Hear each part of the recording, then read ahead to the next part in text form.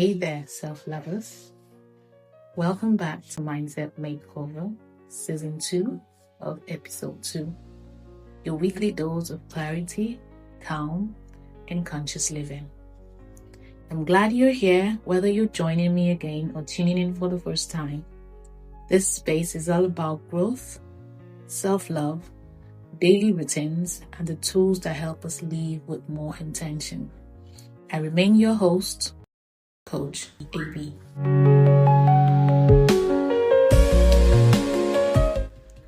You know, there's a kind of hunger that's not about food.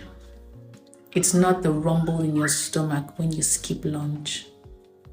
It's the ache in your heart when you grow up never hearing the words, "You're loved" or "You matter." For some people, that hunger starts in childhood. And if it's not fed with real love or real affirmation, they spend years, sometimes decades, searching for it in other places. Today, we will be looking at the implications of not showing a child that he or she is being loved or valued. Maybe you've been there.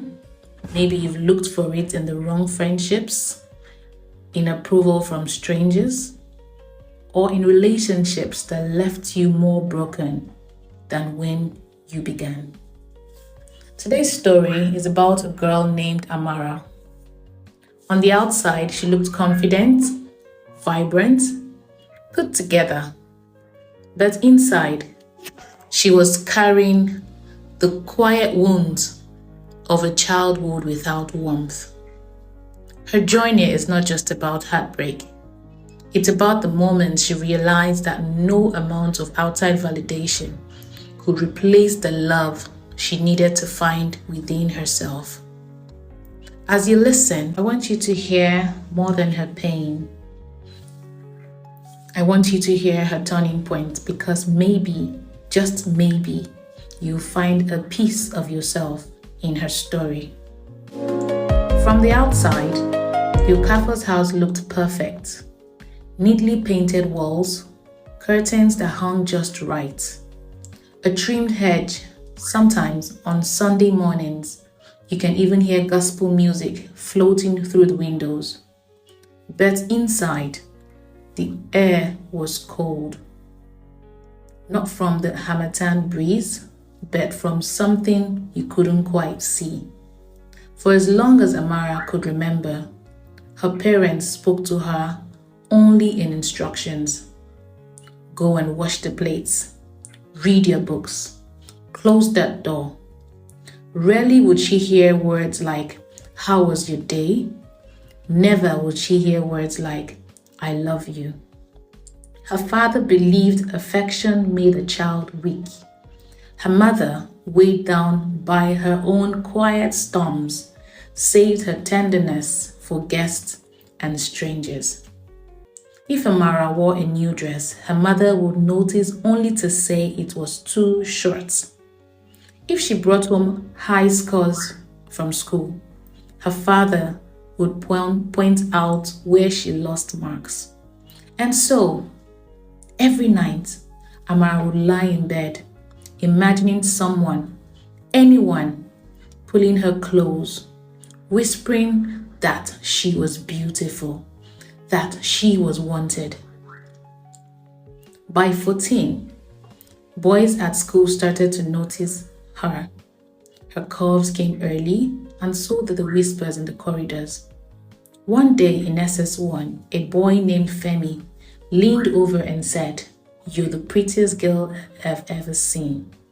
Her chest tightened, not with fear, but with a strange, dizzy warmth. No one had ever said that to her before. It was like drinking cold water on a scorching day.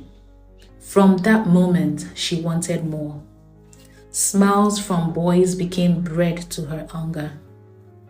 Compliment became oxygen. She learned quickly. If she laughed at their jokes, they called her sweet names.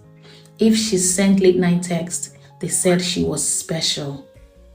What she didn't know was that this hunger made her an easy prey.